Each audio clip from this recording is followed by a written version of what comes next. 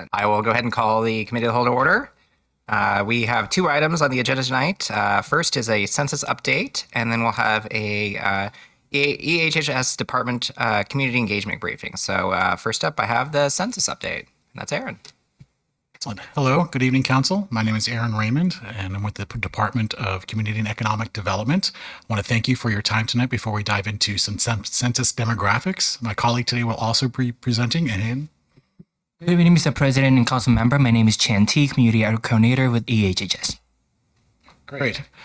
Before we get started, I'm going to start out with a tortured metaphor of broccoli. Some of you may have heard this before, but I'm going to continue that, and then I'll retire that metaphor after tonight. I like broccoli. I realize some people don't like it. Even if you put olive oil, you roast it for 425 for 30 minutes and put some salted sea salt, some people still will not like broccoli. Data is much like that. I have a passion for data. I have discovered over the years that some people don't share my passion for data, and that's okay. I realize tonight there's a lot of data on the table, a lot of broccoli on the menu, if you will.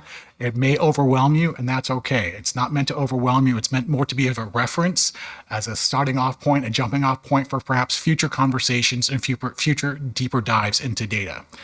With that said, we'll go on. And please, if you have any questions during the presentation at all, please jump in. You have any cheese for the broccoli? A little bit of cheese later on. Exactly. I like that. Excellent. So it's a two-part presentation tonight. The first part is a demographic overview. We'll be using census data as well as some tasty HUD data called CHAZ. And then we'll go on to the community engagement piece with Chan. Here's the menu, if you will. Some of you may have seen this before. This has been presented to a couple of commissions as well as a committee. However, for tonight, I decided to add a theme with, when possible, when the data is available, to break down some of these larger topics by race. When you start breaking data down from citywide levels, you split it up by tenure, you split it out by age, you split it out by race, you'll see nuances pop up that maybe you perhaps felt were there with your lived experience, with your experience with the news, with your experience here in council chambers, and that's a good thing, right? So as the data pops up, I'm looking for a reaction, if you will. To use the metaphor again, is it tasty? Does this feel right? Does this look right? Or perhaps this doesn't look or feel right. And what are some questions that pop up from that? Data in and of itself, people think it's objective.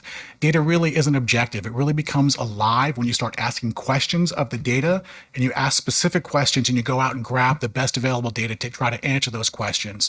And if you will, we're looking at the city tonight through multiple lenses, multiple different vectors, if you will, to develop a more fuller picture of Renton from a quantitative perspective. But please know that I'm fully cognizant that data represents ultimately people, the community, right? It's like the river Styx. You stick your toe in it once, right? You stick it in again, it's a different river. Data is like that. We're taking a snapshot tonight of where we are today in 2019 and 2020 with the most available data. We're going back in time to 2020 to identify some trends, and they're disaggregating and breaking out to bubble up some more nuances, if you will. So that's kind of setting the plate, if you will, for tonight's presentation. Renton quick facts. An amuse-bouche, an appetizer, if you will, to get the mind going towards the data end of the spectrum.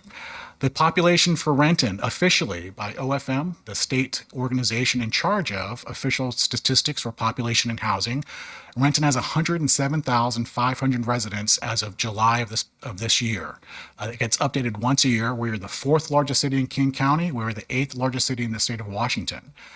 Languages, we are split between 63% English proficiency as their primary language, a full 37%, more than 1/3 of Renton's residents speak as their primary language, not English. I think that was pretty significant. Median income, roughly $80,000.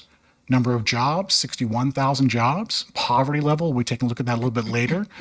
8% poverty, 21% at or below the poverty level. We'll be talking about working poor a little bit later. Here's one that stands out a lot. This is kind of a take-home message, a lot from the demographics recently. As of the 2020 census, the most detailed available census data on race, Renton now has a population 60% non-white, 40% white, 60% non-white, 40% white. Housing units, roughly 44,000. This is a trend that we'll see later pop up in the data quite a bit. There's a trend not only in the city of Renton, but King County as well. We're almost becoming a 50-50 parity between owner-occupied as well as renter-occupied housing units. So think about that. Soon, Renton will probably be hitting the mark where 50% of our residents live in rental units. I think that's an interesting take. King County, likewise, we'll see is on a similar trend. Educational attainment, we see at the bottom, 91% high school or greater, 35% bachelor's or higher. Race and ethnicity, we'll take a look at population and we'll break that down by racial lines. The source for this data is the U.S. Census Decennial Census. It's once every 10 years. I believe Benita touched upon this when she spoke here last week. Renton did an amazing job in outreach as well as people coming out for the census and responding to it for 2020. We went from 49% white to 40% white. And as you can see in the different pies, if you will, pieces of pie, they get larger for non-white groups. We compare this to a benchmark. So this is where the data comes alive. We can look simply at 2020, but when you look at compared in time to ourselves, we see that trend from 2010 to 2020. We also look at the benchmark of King County. The numbers for King County that you see tonight is inclusive of Renton numbers. They're not exclusive of Renton numbers, inclusive of Renton numbers. And as you can see, to borrow our old slang here, we are ahead of the curve in terms of becoming more non-white than King County is over time. When you break this out, so this is where data becomes interesting a little bit, it becomes activated a little bit more. You have these taglines, these higher level data, but once you break it out by another dimension, nuances do appear. So here we're breaking it out between the adult population, 18 and over, and the population of 17 and under. And as you can see, there's a vastly stark difference between the trend going towards non-white. It's definitely more pronounced in the youth population. Similar trends across King County. Again, Renton is ahead of curve on this.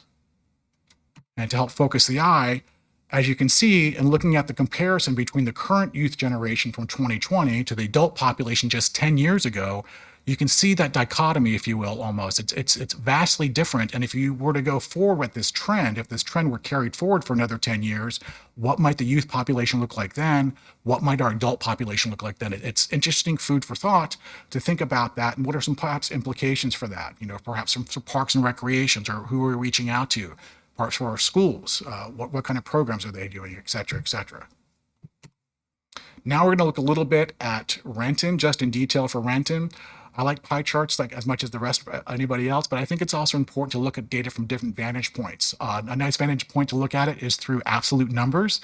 And if you look at the absolute numbers here going from 2010 to 2020, we see the trend here perhaps in more stark terms. Every other race or ethnicity besides white has gone up in the city of Renton in terms of population counts between 2010 and 2020. Every other race has gone up in population counts between 2010 and 2020. As you can see, the Asian population as well as Hispanic have increased in absolute numbers more widely than other groups. But then we can actually break that down in terms of looking at the numeric change itself.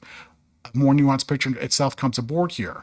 For example, we see the number of new Asian residents between 2010 and 2020 is 8,500. We can see Hispanics are seconds with 4,500, and whites, the total loss of white population is roughly 2,500. Now, this is where I like to ask folks to look at both of absolute as well as percentage changes. If you were just to look at the chart on the bottom right, you would think, my goodness, look at that 277% increase. That's got to be huge, some other race. Well, in terms of relative terms, it absolutely is. But in terms of absolute terms, that's 468 residents. So it's a big gain in terms of percentage-wise for that group, but overall, it's a small absolute gain. So that's an interesting way to look at the numbers, look at the rate of change versus the absolute change itself. Similarly, if you look at whites as -6%, that doesn't seem like a large number, but in reality, that's a loss of negative 2,500 residents of the white folks here in Renton. A way to play with the data, if you will, but not your food. Income and poverty next. Income and poverty, I've chosen here to use three different dimensions, if you will, to look at income. So we'll take the first one looking at median income itself. So a quick definitional thing, and we'll be stopping every once in a while just to revisit and touch upon some definitions to make sure we're all on the same page moving forward as we consume some of this data. A key terminology is median, median versus average. Average is truly average. If we took the average age of everyone here in the room, I'd say it'd be 37. If we took the median age, it might be a little bit higher, where median represents the exact midpoint. So median is exactly half under and half over. And when you look at median income for Renton for 2020, That $80,000 number means for all the households in Renton, regardless of the size of the household, half of the households in Renton had a income of 80,000, and half of the households in Renton had an income of over 80,000. If you look at Renton alone, the change, again, going to the absolute versus relative pace of change, an $18,000 increase in median income between 2010 and 2020. That sounds great. It's a 30% increase. That also sounds great. That's fantastic. But now we're looking at that in the context of King County. How are we doing compared to our larger brother, if you will, the larger county, the aggregate, if you will? They're outpacing us, not only in terms of absolute income. Ours is 80,000 for 2020. Theirs is roughly 100,000 for 2020 median household income. Their increase, numeric wise, $31,000. Our increase, $18,000. Right? Both are good.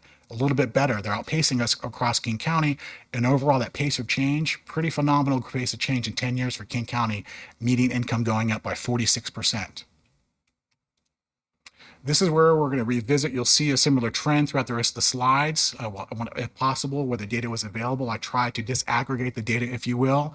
So we're taking that 79,000, that 80,000 median income, and now we're placing the context and the lens of race upon that. And I've organized the data from highest grossing income, median income by race to decreasing. Here you can see the trend is the same both in 2010 and 2020. You see some differences here between the different racial groups.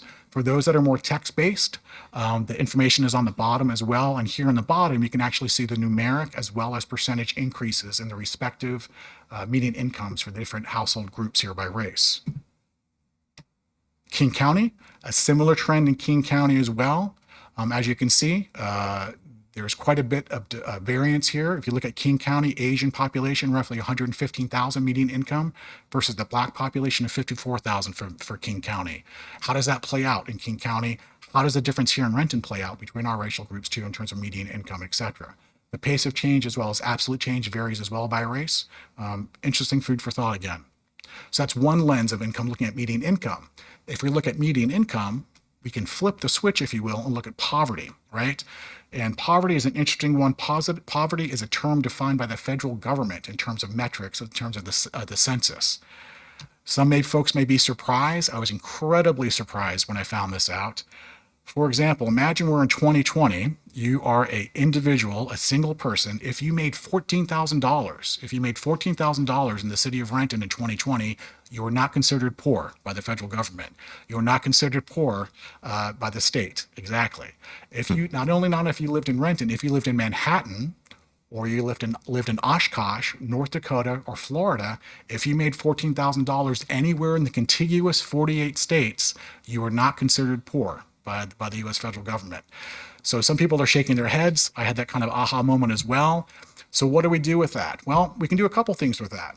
Some folks, including King County, a lot of nonprofits, double the federal poverty rate definition. They double that to make it, they call that colloquially the working poor.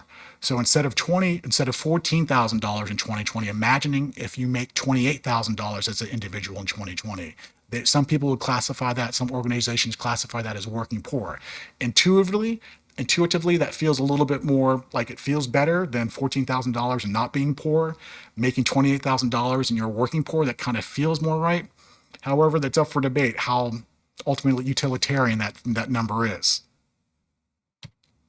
Here, though, even if we use, arguably, in my opinion, somewhat of a problematic metric, when you take that metric and use that same definition and you apply it to the same groups, you can compare apples to apples. So here for the city of Renton, once you break that poverty metric down across different racial lines, you'll see a very interesting picture appear here. For example, in 2010, the Black population, there are 31% of the Black population in Renton in 2010 was experiencing poverty. So that, and if you go to 2020, there's quite an increase, or excuse me, a decrease, improvement to 16% of the population. Again, you can see the trend here. Interestingly, if we were to go to the previous slide, you see this upside down pyramid. If we flip this inverted, that you'd see the incomes, the exact opposite. So Asian would be on top of the highest income than white. You flip the pyramid and you see poverty. So they're basically measuring, they're showing you the same picture, but using a different metric and lens. So we're still getting an emerging picture, if you will, using a second lens here for income. We have King County for comparison as well. Similar trends across King County. And again, there's a lot of data here. I recognize it. We're not going to go over every data point. Please feel free if you have any questions afterward or to take this for reference for later on. But I realize there's a lot of data. We're not going to get every data point. But as you can see, even visually, even casually, the trends are similar and oftentimes between Renton and King County. So if not poverty, if not median income, what else do we have? Well, HUD, the CHAZ, very tasty data, extremely detailed, phenomenal stuff, good stuff, if you will. Farm raised, if you will, organic, hand curated. It comes out. You're making me hungry. It comes out very rarely though. So what is area median income? So we talked about briefly, right? We talked about briefly about the national definition of poverty, right? The same level, same definition from Oshkosh, Wisconsin to here in Renton, back to Tallahassee, Florida. Area median income is a separate, a different measure of income and poverty across the United States that's defined by HUD, and it's actually localized per metro region. So this has regional difference. Each metro area has different AMI income levels, et cetera, et cetera. Again, going back to the definition of median, half the households make this number and higher, half the households make this number and lower. And one thing to take away from tonight, if you think of AMI, if according to HUD and the federal government, if you make 80% of the median income for your area, 80% or lower, you're considered low income. You're considered low income. What does that look like? They have a wonderful chart. Household size, if you're living by yourself, looking at this chart, it's kind of overwhelming. I don't know if you can see me scroll over here. You see the 90,600. So here, if you make $90,600 in the city, in the area here, if you're a single person in the Seattle metro area, you're right at the midpoint. So for single people in the greater Seattle metro area, which includes King County, Snohomish County, and Pierce County, if you're a single person and you make less than $91,000, you're below median income. If you make more than $91,000, you're a single person, that means you make more. So think about that. There's half the population of single folks in the metro area make $91,000 or more. That's the median income. For a family of four, for a household of 2 adults and 2 children, that number becomes $130,000. So that's the median income for a household of 4. What does this all mean? How does this get operationalized? Why does it matter? Because it's very much a touchstone, if you will, for affordable housing. Here in the bottom right, you'll see 3 different examples from here in Renton. For Sunset Gardens, quote, to qualify, household income must be at least below the 60% or 80% area median income. Well, that's great in percentages. What does that mean in reality? Well, if you look at the chart, that means you have to make, if you're a single person, less than $66,000, a family of 4, less than $95,000. So that's kind of the meeting of the worlds, if you will, from these statistics to the real world implications of it. Willow Quest, similarly, 60% or lower. Cedar River Terrace, 80% AMI or lower. And Kitty Corner from us at Watershed Apartments going up, it's 80% or lower according to the Renton Reporter. So that's the reality of AMI. And as affordable housing comes more to the frontier in the city, more projects come through the pipeline, that's what's used oftentimes to describe eligibility, et cetera. We're not going to spend too much more time on area median income. You can see here how our households distributed. Orange indicates lower income, blue indicates higher income. So that's the total. When you split it out just along one vector of tenure between owners and renters, unsurprisingly, owner households generally have higher incomes than renter households. Renter households, on average, have more lower income folks living in them than owner households. We look at the trend for King County, similar trend across King County. In the center, if you will, those are the actual household numbers. So for example, the top left, in the center, that donut is 35,000 households. And of those 35,000 households in 2010, 49% made area median income or higher. So that's how I interpret these pie charts, these donut charts. Area median income, again, we're going to take this. So this is the citywide. It's the same pie chart we just saw, now in a bar chart. So in citywide in 2010, 49% of households made median income or higher. Conversely, 51% made area median income or lower. In 2019, went to 44%. Now we add race, and we see the nuance of race and how that plays out, right? Asian population, and again, we've seen poverty figures now. We've seen median income figures. Now we see the Asian population of a greater proportion of higher income households. Similarly, with Hispanic as well as Black, we see greater proportions of lower income households according to AMI. So a different metric showing us a similar picture, if you will, of household incomes here in the city of Renton. For those that are tabular based, the tabular information in the bottom, again, no need to go through the details of this. The darker the orange, the more low income. The higher the blue, the higher income. What I did here for shorthands, if you look in this column here, you can quickly see a shorthand for total low income. Again, 80% or less for households. If you make 80% of area income or less, that means you are considered low income by HUD. And there's quite a variance here citywide, and let's focus on 2019, 44% of our households in Renton were considered low income by HUD in the federal government. Hispanics, a full 63% of Hispanic households were considered low income here in the city of Renton. And that falls to 39% for Asian households. So it's interesting, right? So we just go down by one level to race. We see these differences and disparities, if you will. We can also slice this data. I didn't do it tonight. That'd be too much prep work. We also slice this. We can also slice this data by tenure. So we can do Asian owners and Asian renters and break it out and see what the distribution of income is, as well as Hispanic owners and renters and see what the distribution of income is. But I thought that definitely would be too much of a smorgasbord tonight. So, but we can still get information if you want that information. I'm seeing a yes, and I'll write that down as a yes, indeed. Absolutely. I love my vegetables. Thank you. Thank you, Councilmember Rivera. I will get those numbers to you and the rest of council. Great. Moving on, and again, for comparison, the benchmark, if you will, looking at King County. Yes, please, council member. I just want to clarify, when you're talking about households, you're talking both rental and ownership. That's correct. That's Thank you. correct. Total households, right? And we can break it out between renters and owners, but right now what you're seeing, total households inclusive of owners and renters. Thank you. Yes, good question. Good question. And here you can see the trends, similar trends across race, but again, there's differences, subtle nuances between Renton as well as King County. There's a lot here. So we can dive into that later if you like. Housing cost burden. So we've talked about population and race. We've talked about income across a few different lenses. Income, how much money you have, can impact and does impact where you live, how you live, and things like housing cost burden, how difficult it is to live where you are, and perhaps how vulnerable you are to housing instability. There's data and metrics for that. Before we dive into that, one quick definitional stop point, if you will, here, tenure. Tenure is a fancy word if you own a household or you rent a household. So tenure indicates if you're an owner or a renter. So we can split data out by tenure, and that will show us some different nuances here. As mentioned earlier, you can see here in change, and this is census data. Pretty soon we'll be jumping back into HUD data. As you can see the trend from Renton, we went from 57% owners to 53% owners in 10 years, from 43% renters to 47% owners.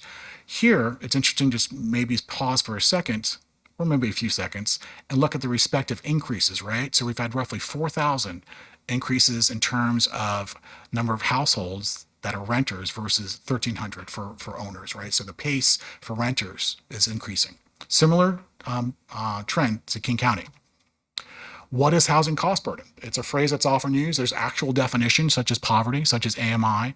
Housing cost burden defined by HUD. So your total income, the total income that a household has, if you're spending 30% or more of your gross income on your mortgage or your rent and your utilities, you're considered cost burden. So you're considered cost burden. You're considered severely cost burden. I didn't put this in here, but you're considered severely cost burden if you spend 50% of your income on rent and utilities or mortgage and utilities. What does that mean? As HUD per its definition says here, cost burden households may and do have difficulty affording other necessities such as food, clothing, transportation, medical care, perhaps education. So there are definitely some impacts if the housing cost is too high relative to your income. Here we're looking at citywide. We're breaking along tenure lines here first. We'll break it along race lines here in a second. As you can see, right, if we just took the tagline from the top here, I thought this was one interesting slide for myself. Between 2010 and 2019, we went from 60% not cost burden and 40% cost burden to 35% cost burden over 10 years. That looks great. We're making progress, right? Well, the picture becomes a little bit more nuanced once you break that out just by one vector of owner versus renter.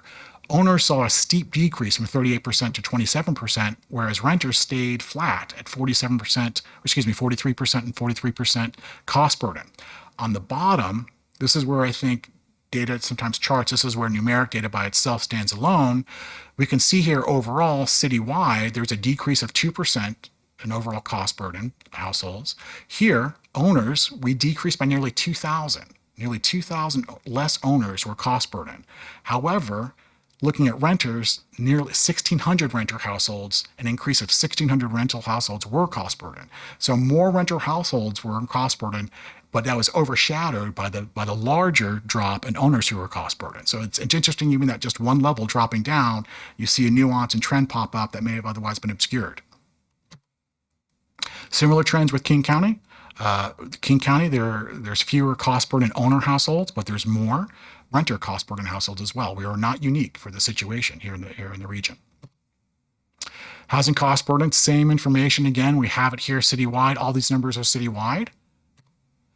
They are broken out here by different races. So we can see the respective cost burden by race per household over time here. Here, we all can also see it on the bottom. And we have it over here for King County. We can also get this information broken out by tenure if you want as well. So we can see exactly, so if we wanted to go to, so we have cost burden for the citywide, cost burden owners and renters. And we can say, for example, for the Hispanic population, we want to see that broken out cost burden between owners and renters. We can do that if you like as well. All right, Rayson, how do you guys doing? You want a break? You need a refresher? I want some broccoli. You want some sorbet in between to cleanse the palate? We're going to go into a little bit deeper dive here, looking at race and tenure. What this deeper dive is meant to do, we kind of done it already, but we're going to look at the data from many different perspectives, if you will. The same data coming up with new pictures across the board here.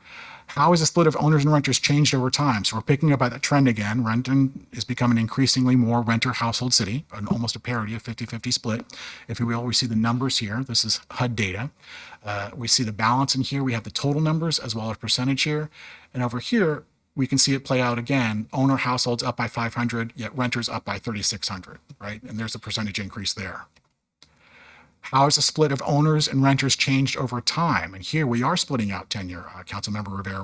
We are splitting out tenure here by race. And you can see some interesting pictures and nuances come up here, some details. For example, what caught my eye, as you see the Asian population here, the Asian households, 73 to 27 split, 70% split of owners and renters in 2019. If you look at just beneath them, just happenstance where that fell in the graphing here, Hispanic households, there was a decline from 40% owners to 24% owners within 9 years. That leads me to ask why. My job as a data analyst is not to get into the whys. My job as data analyst is to grab this information, put it here in context, where hopefully it will pop up questions. Why did that happen? The eye will go to these anomalies, if you will. And this is where I would ask, is this past the gut check? Is this what we're hearing from the community? Is this what we're seeing in the community? Et cetera, et cetera. What does this mean? I'm not sure what it means. I'm just here to present the data, if you will, and we can take it from there. Same information presented differently. So we're looking at households here, not population. The very first slide we saw was looking at population distribution. This is household distribution. Why is there a difference? White households have less density than non-white households. So that's why there's more white households here than non-white households in terms of percentages, because the population density for white households is less than non-white households. That make sense? Okay. Here we can split it out between owners and renters. And we see that change quite a bit over time between owners and renters.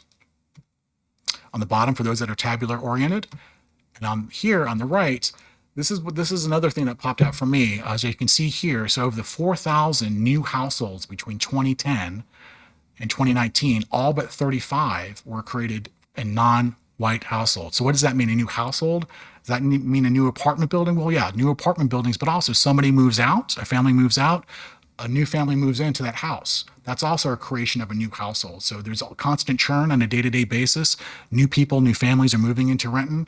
Families and individuals are moving out of Renton. So that churn over time is represented in these household numbers as well. You can see the differences here going across when you break it out by tenure, a huge increase in Asian household owners. And interestingly for me, there's quite almost equivalency across the board for households by different races going across, roughly around 800 to 900 each. Here we have the distribution of growth. It's the same information in the top, just represented in a donut chart. Here, again, this represents this information up top. Between 2010 and 2019, 99% of new households in Renton were created by non-white households. 99% of households that were new in Renton between 2010 and 2019 were created by non-white households. I thought that was pretty astounding. And here, tabular information in the bottom. I told you the Chaz data was pretty tasty. Yeah. Now we're going to move on to some more fun stuff. We're getting towards the dessert, more fun things here. Pizza, if you will. Foreign languages. We're looking at Renton as well as King County here. As we mentioned earlier, 2020, 63% of residents had English as their primary language. 37% had non-English as a primary language. That's significant. What does that mean in terms of emergency management, getting notices out there? What does that terms and perhaps making notifications and communications from the city out to our residents? How does that change over time? We can see a little bit how that's changed over time, but not much. English only 64 to 63 for Renton, Spanish 11 to 10%, etc. Similar values and numbers for the main categories on the right. To match Renton. One thing here, and we're going to talk about this real quick when we look at immigrants, the foreign born. The census in 2016, this is going to get in the weeds. You can feel free to snooze if you want right now. In 2016, the census decided to clean up the categories of languages spoken and report on that. So they wanted to make it cleaner, easier to report on. So for example, they categorized Hindi, Thai, Malaysian, Hmong, all those languages together as other Asian languages. So Hindi, there's, I think, roughly 1 billion speakers of Hindi on the planet. So they decided to put that not as a separate language any longer, but put it in other Asian. Similarly, and we'll see this in the immigrant group here, other Indo-European. That's a fancy name for other European languages, Portuguese and Italian. You'll see here quickly that we have a burgeoning Brazilian community here in Renton that's popping up. And so you'll see those in the numbers, and that's perhaps why we went up from 2% to 4%. We see these over on the right-hand side, etc. So this is when you say, okay, this is a limitation of the data, if you will. We need to know, what do we publish this in? There's other Asian groups here, but what do we publish those groups in? What do we do? So we can triangulate, if you will, with the data. We can take another data point. We can look at the foreign born, right? And get an idea, perhaps, what those other language categories are. As you can see here, born in the United States, we have more folks percentage-wise here in Renton that are born outside the country than King County overall. So that's pretty astounding to me. 28% of our residents were born outside the United States. 28% of our residents in 2020 were born outside the United States. Where are they coming from? You see in the graph on the middle left here, they're coming from Vietnam, Mexico, Philippines, etc., all the way across. We see Brazil was not in the top 10 in 2010, is now in the top 10 in 2020. We see Ukraine. Ukraine was 2% in 2010. Ukraine is now 3%. They've gone up to roughly 800. But what does that mean for us? So we have a Ukraine immigrant community here. Well, there may be implications. The Russian invasion of Ukraine, I looked this up on Wikipedia before tonight. Ukraine has a population of roughly a little bit over 40 million. 8 million residents, 8 million Ukrainians are refugees. They have left the country. So of those 8 million they're leaving, Germany has over 1 million, Poland has over 1 million, I believe the Czech Republic has over 500,000. If there's an established community here in Renton, might we not get more immigrants from Ukraine coming over? So a faraway place, and we're looking at this one data, and this is where data becomes operationalized and perhaps more relevant. Will the Ukrainian population increase here in Renton over the next few years? If so, is that an implication for us in publishing our material as a city to outreach in terms of community outreach, etc.? So that's where the data becomes operationalized.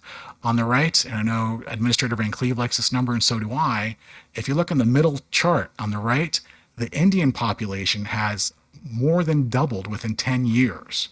It hasn't more than doubled here in Renton, but it's more than doubled in King County. What does that mean for our Indian community here in King County? What does that mean for politics across King County, as there's a greater Indian community here overall in King County? What does that mean for our Renton residents who are Indian? Is there more opportunities for them for cultural exploration and expression? These are all interesting things that happen.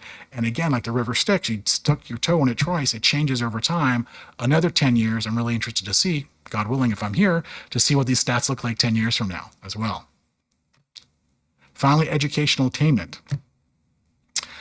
This actually what drove me, the question of educational attainment. I wanted to see what the educational attainment numbers were broken out by race. And once I did that, I wanted to see what is across all those other vectors that we looked at earlier tonight. Educational attainment, there is a correlation between higher education and higher incomes. Higher incomes usually means better opportunities for housing, for medical care, etc. So what is educational attainment? So we see it here between Renton residents between 2010 and 2020. At the top, it seems fairly innocuous. However, if you look at bachelor's or higher, you see from 2020 alone, just focus on that second line, 35% of Renton residents have a bachelor's degree or higher. King County overall has 53%. If you look at King County graduate numbers, those in King County that have graduate degrees or more, 22% of residents in King County overall have a graduate degree or more. Here in Renton, 11%, half. So interesting, yes. What does that mean? I'm not sure what that means, but it's a difference between us and King County overall. As you scroll down here, you can see, especially salient if you look at the bachelor's degree or higher across the different groups. You can see the numbers change here quite a bit. As you can see, for example, 2020, 18% of Hispanic population that are 25 years or older had a bachelor's degree or higher, and 39% of the Asian population here had a bachelor's degree or higher in the city of Renton. So as you can see, we go through race, there's different nuances, etc. And that is it. I've served up the main portion here tonight. Any questions on the data before we turn it over to Chan to talk about community engagement, or any additional follow-up questions you'd like me to drill down on? I'm sure we have some questions. First, I just want to say that was a lot of broccoli. I love broccoli. I actually do love broccoli, but it is going to take some time to digest. But with that, let's go ahead and turn it over for some more broccoli jokes or serious questions. We can either or. I have Councilmember O'Halloran, and then I'll go from there. Thank you. Thank you very much for this information. I have really just more of I have a kind of a concern around the education thing. And I understand that opportunity exists the higher your education, but education can be defined different ways. I mean, we have people in trades who are union members who don't have any college at all, and they're making very good money with incredible benefits and excellent opportunities.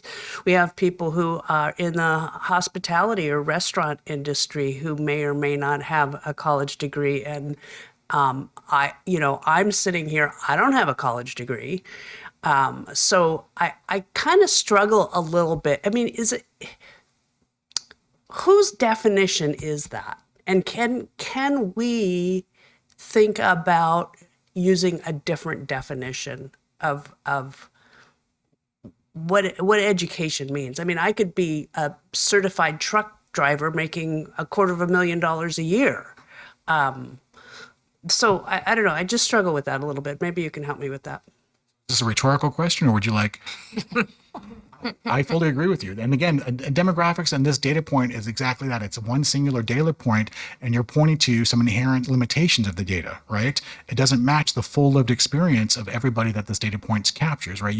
We are artificially and arbitrarily putting people into a defined abstract box, if you will, and it doesn't fully capture the lived experience of folks. However, there is some utility in these kind of data to show where these trends are. There is a larger correlation between education and income. However, it's not sufficient, right? It may be necessary, but it's not necessarily a sufficient predictor, if you will, of economic success. There's definitely all those things out. There's a few college dropouts that have gone on to billionaire status, as we're all fully aware of, right? So, I mean, I fully agree with you, and I was just merely presenting this as a touchstone, a common one that folks use.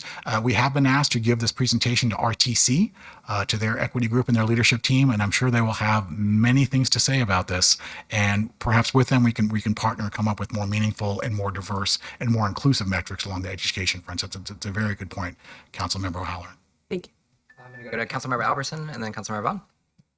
Yeah, actually, as a kind of illustration of what you're saying, Councilmember O'Halloran, when you look at the bachelor's or higher percentage in 2010 and 2020, it's interesting that in at least three of the cases, I mean, in the Asian case, 62% in 2010 down to 39% in 2020. But when you look at the actual numbers, the income numbers and that sort of thing, obviously there's something else that is that's contributing to the ability to to have a good income and that sort of thing. So I find that I found those numbers interesting when we looked at that. Is that because of the trades? Is that because of the technology in so many different ways? Is it because everybody's gaming and making more money than I am? I don't know. But so just that point, my main thing was I wanted to ask about the house burden Yes. number. So this has been my observation for many years. I wonder where that number comes from, that 30%, because I cannot remember a time in my life where I had only 30% represented by my mortgage or rent and utilities. And by no means was I struggling, and a lot of my friends say I live beneath my means. So that I've always thought, like, really, is there somebody out there who only pays 30% in their housing? And what are they doing with the other 70%? I mean, I know there's food and all that, and kids are expensive, but I've kind of always had a problem with that number. Do you know the origin of that? And I just feel that's a false, not false, but I have an issue with that number. Councilmember Alderson, I appreciate that question. I similarly had an issue with that number. I did some research and I can refresh myself. But from what I recall, that number was identified and defined back in roughly 1984. And they used that statistic back in 1984 to come up with that definition of cost burden, housing cost burden. It has not changed since.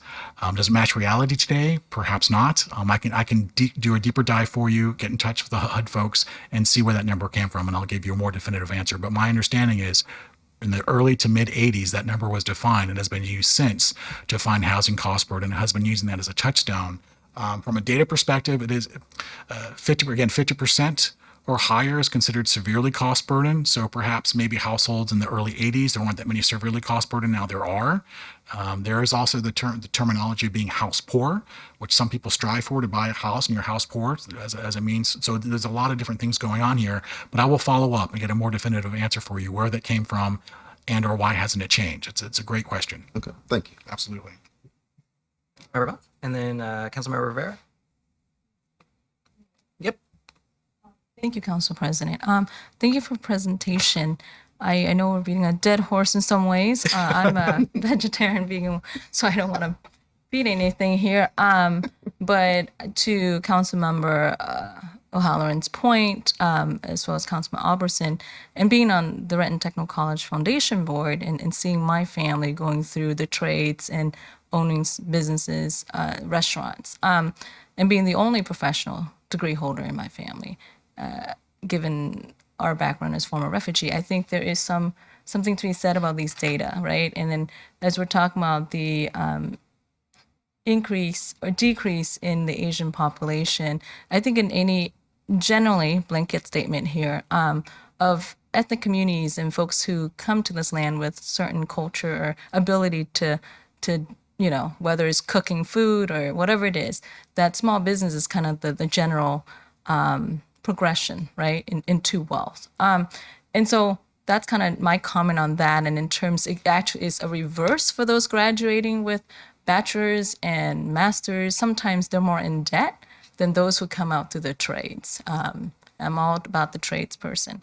But I do have a question in terms of foreign language. I noticed that you did not put ASL, American Sign Language. I noticed that, and perhaps also folks just like to, categorize and clump everything together in terms of the other Asian languages like Punjabi. Yeah. So I would only assume that Punjabi is where Hindi is at. Yes, that's correct. Right, okay. Yes. And then as to American Sign Language, do we have any data on that?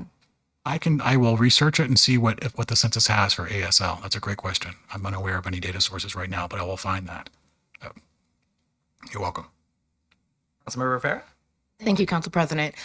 I absolutely love broccoli, and I really appreciate you presenting this tonight. Recording in progress. Sorry. And now we're recording. So I want to shift gears and really hit on the increase in the renter population. Renton is now becoming a renter city, and I think that there's something to note, and I would really love to see more of the breakdown that you talked about between renters and owners. And that once, in which slide was that? Between cost burden, was it? Or was it, no? We have race here on page 19. Or renters and medium income. Yes, That I can get that for you. I would absolutely love to get that. I think what we're seeing is from, and I'm going to go back to slide. Give me a moment. Probably 14. You're probably right. Probably 14. Yes, in terms of median income and home ownership. And I just want to make a note for the rest of the council here is as we move forward into next year and we see this increase in renters and the less of the median income they have compared to home ownership, I think the city of Renton needs to start considering different types of renter protections.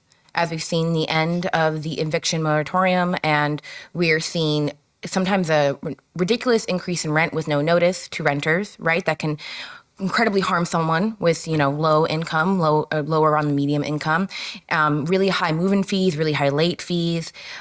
These things that can create an increased cost burden on renters is my biggest concern seeing this data. And I really would encourage all of us to look at that and look at how we can better serve our renters in the city of Renton going forward. So thank you. Councilmember Perez. Thank you for your presentation, and I love data. So this tells a story, and there is a lot of things that I want to see with more detail because, of course, it's a lot of information and fascinating information. But obviously, me being from Mexico and English being my second language, there are things that jump right away. One of them is I'm very surprised that the Renton foreign-born residents, specifically from Mexico, were the ones that decreased instead of decrease. Maybe the wall is working or or something like that. But also, I worked 10 years at the Consulate of Mexico, and I do remember when we received the data, we always say, multiply the percentage of Hispanics by 2. Because we always knew that culturally we were not going to or respond census or be accurate at the census. And specifically with this year, I got very involved in Renton with the census because I knew that coming from Mexico, we normally we leave 10, just fill it for 2. And that's what we did. But the other part that I was very surprised during the education process of the census is that as much as I tried to convince the parents of children that come from Mexico that they should fill the bubble that say Hispanic, because their children were born in the United States, they were white. So a lot of that misinformation always comes. And as much as we try to tell them, put both if you want, but they struggle a lot with that identity and between race or they feel race white, and then they go and feel ethnicity Hispanic. But I found it very fascinating, the information. This data tells a story of who we are today as a city, and I really appreciate your work. This is a great work. Thank you. Thank you, Councilmember Perez. Right. Next, we're going to go to Councilmember Halloran, but quick time check. I want to make sure we don't shortchange our second agenda item that Chan will be presenting on. So, Thank you so much, Mr. President. So time for a sweet treat now after the well-cooked broccoli from Aaron. Yeah, I do have one more. one last question. One and then last we'll- question. Yep. I was thinking of tenure as a different definition of how long have we been in here? How long have the population that we're talking about lived in Renton? And I'm wondering, did we gather any information about how long have you lived in your house or how long have you been renting in Renton? Do we actually have those data points? We do not be handy, but we can get that information handy if you like. That would be fascinating to me. Yeah, second. Yes, please.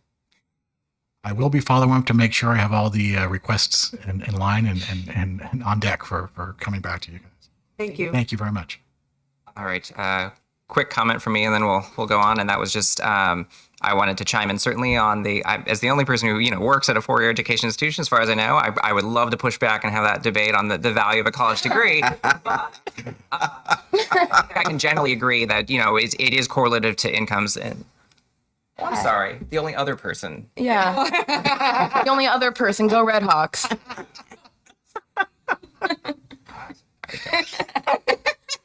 It's To fine. keep going, I'm going to President. go on to the second point, which was the housing and access, basically access to higher wage jobs, is it being the predictor. And so those are the things, those are the markers I'm most interested in on that, looking through that data as far as seeing what's going to correlate to the risk that I think we're really at, which is at displacements, right? And where we can see those numbers shift. Because if we don't have stability in housing and we don't have access to higher paying jobs, regardless of how you get there, if it's trades or 4-year degree or whatever, that's where we're going to see changes going forward on this. So those are my thoughts on that.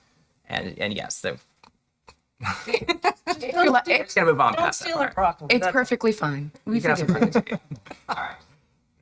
Let's go. Let's close out that, and we'll move on to the second agenda item. And Jan, take it away. Good evening, Mr. President, on all respected council member. I want to take this opportunity to thank you for the opportunity my colleague and I have been given today to present to you the census overview as well as EHHS community engagement briefing. And my name is Chan T. I am the new community outreach coordinator with Equity Housing and Human Services. I joined the city of Renton in July this year, all the way down from the East Coast based state of Massachusetts. And my background is the DEI strategist for the city of Boston in Massachusetts, where I help the agency develop the understanding of how unconscious belief of racial equity is replicated through a collective action and decision within the institution. And in addition to my professional experience working for the municipal government in Massachusetts, Boston, I was also serving as an adjunct professor of public policy at the University of Massachusetts. I taught some research courses in public policy as well as DEI. Most of the courses I taught back then at the University of Massachusetts intend to develop expertise for students to apply racial equity lens in our decision-making process. And I would say that my combined experience, academic credential, as well as my year of working for the city of Boston allows me to see equity from a new lens. And what attracted me from the East Coast of Massachusetts back to Washington State was the opportunity to foster community engagement with among partners in institution and community of color impacted by racial disparity to inform plannings and decision-making process. And in support of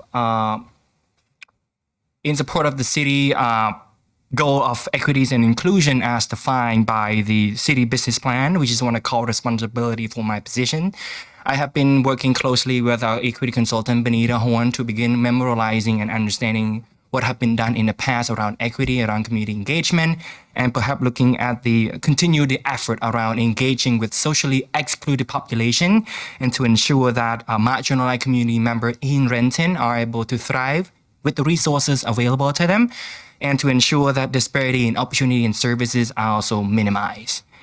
And because, equity around community engagement is very holistic, so this reminds me of, it is very important to highlight that it is very, to determine the key indicator to measure the level of success as we improve our effort around community engagement. So this in turn allows me to take a new approach in using data around community engagement.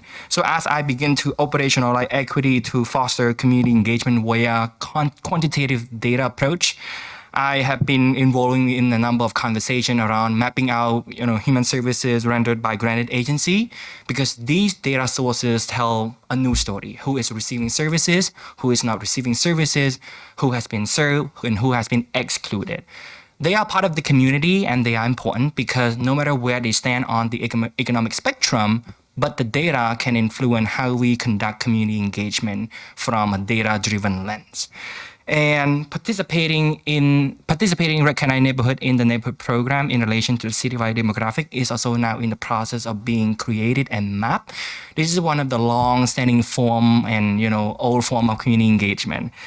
We value the existing relationship we have in the past with those neighborhoods, and we are looking for the opportunity to see who is not participating. And perhaps we can also look at the opportunity to expand the engagement, because this is one of the big outreach components for our city. And for leveraging the internal resources, I also want to highlight that city department here in Renton have a fabulous data and information on which is very phenomenal in community engagement for equitable alpha. For example, HR department have data sort on who they hired. Public work have information on sidewalks and livability aspects. police department have incredible data on where crime mostly occurred. So now our goal is to continue to work collaboratively with them and to be able to document and to influence and to guide equity around community engagement. In addition, this information also seen as crucial and phenomenal for a community member to perceive the problem alternative, the solution, as well as the opportunity. And I also want to highlight that working under the leadership of AHHS Administrator Mary Jane Van Cleve and my amazing colleague Aaron with CED, I have had an opportunity to work on a number of new projects. We are now in the process of expanding our connection and opening our door with the University of Washington for the purpose of, bridging data for the purpose of, creating equitable outcome for community engagement as well. And for digital engagement, as we are moving towards the evolution of e-government initiative, as well as the evolution of social media technology, the new platform called Bang the Table in the Neighbor program is considered as a space for us, the city, to interact with the community. It is a space for us to have a two-way communication between residents and resident with the city. It's not like in the past, information flow from a city and it goes dark. But right now, with the evolution of social media technology, it made the communication between residents and resident even more easier. And for the sake of nationwide or neighborhood-wide, this make the job a lot easier. And for equity index, we are now in the process of researching the concept of equity index. I've been having a conversation with multiple jurisdictions across the Washington state, like the city of Tacoma. We've been having a conversation on how we can have our own equity index for the purpose of visualize and to highlight disparity here in Renton. But this work may require a lot of data, as we need to see where the community member are not able to receive services and where, we're specifically in a community that do not meet the need. And just to reaffirm to you, Council President and the whole council, that we will not replace the traditional form of community engagement. We do care about the conversation we have in the past, and we will continue to approach those community respectfully for the sake of soliciting input, because we believe that each community is unique. Those emerging community is also unique, but we are looking for an opportunity to document community input and treat those community input as a learning point for us in the department to move forward as we begin to, document lived experiences, barrier, disparity, and we are looking for an opportunity to treat those as an opportunity to grow from our department as well. So should you have any question, I will be happy to help you with the question to the best of my ability. Like I said, I started with the city for since July, so I would say 5 months. So there are a lot of things for me to learn, and I love Renton community. People are fabulous, people are friendly, and our staff, are fully equipped with the abilities and resources to thrive, not just only in the community, but also in workplace. Thanks once again, Mr. President, and the whole council for your time. Thank you. Councilmember Halloran. Yes, thank you very much, and welcome to the team. Thank you so much. This is the best municipal staff anywhere. I'm very excited about what you've talked about. I went to the National League of Cities back in Kansas City for their conference, and one of the key topics that kept coming up is this hyper local needs assessment and hyper local equity index. I mean, street by street. Because literally you can have a 10-year life expectancy change from a resident on this side of the street to a resident on that side of the street. And when you actually get that hyper local needs assessment or service gap or whatever it is, you really get to, you can spend your money so much more wisely rather than just looking at Renton as a whole or the Highlands versus Kennydale. And so I'm very, very excited to hear about your approach. Thank you very much. Thank you. So we will be coming back with as this project continue. Like I said, I am in the process of meeting with folk across different jurisdiction in Washington State. I've been doing some research about Boston because Boston also have one equity index, because it helped the decision maker as well as public elected official to understand where disparity in each neighborhood or in each community lies on. So that's how we can streamline a process to ensure that services is being delivered more equitably to our Renton to our community. So I was also looking for an opportunity to come back as this project go.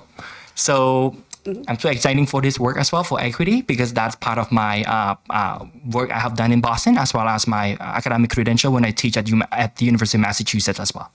Excellent. Thank you, Council. Councilmember Vaughn. Yeah, welcome, Chan, and thank you for the presentation. I have a question, and you could answer, or Aaron, right? You can answer as well. But this is in terms of kind of the overall presentation itself. When we talked about the data and what your outreach has been from July to now, my population of concerns are concerns, but of interest in terms of helping them have a voice at the table. Seniors and veterans because I did not see data, because it says adult, right? So I'm just kind of recalling, do we have data in terms of seniors and the household, or how does that, because it was just only adult and youth. So I was kind of see what the breakdown is. And then of course, with veterans. There is census data available. I've already collected some of that data. I've produced preliminary demographics for both HUD, seniors data similar to what you saw today, or a lot of the HUD data. There is HUD data for broken up by seniors. I don't believe it's broken up by veterans, but there is some veteran information out there. Mark Santos Johnson, one of his last requests to me was to get veteran demographics pulled together. So I can give you what I have, and then we can dive deeper and more fully answer those questions if you like. Thank you. Councilmember Rivera. I just want to welcome you as well and say thank you so much for your presentation, the work that you do, and to also say thank you because I agree, you can't improve what you can't measure, and I'm looking forward to more of those measurables as it pertains to our business plan next year. So thank you. Thank you so much, Councilor Rivera. I'm gonna welcome you again. Thank you once again. I received a lot of welcome today. Thank you so much. Feel so much welcome here in Renton. You presented yourself very well. And I love your passion, your enthusiasm, your background. We have been looking forward to have someone in your position for so long that I'm very enthusiastic to see what we can do now to make a difference with our diverse community, specifically after we saw these numbers. I do remember when we received the first census, when we realized that we were 51%, and 49% white compared to the 51, and we were all over the map saying, oh my gosh, this is where we are today. Well, where we are right now is a different completely world. So more than ever, we need you guys, and I'm very much is waiting to see more of you and hear more what we can accomplish together. Thank you, Councilor Perez. Additional questions, comments, final thoughts before we close this thing out? Wonderful. Thank you both so much. Very good presentation, good information. And welcome again. Thank you, Mr. President. So this is the last welcome from the President of the Council. Thank you once again. All right. Thank you very much, everyone. We are adjourned. Thank you. Nikki, I'm going to leave the cameras on so I can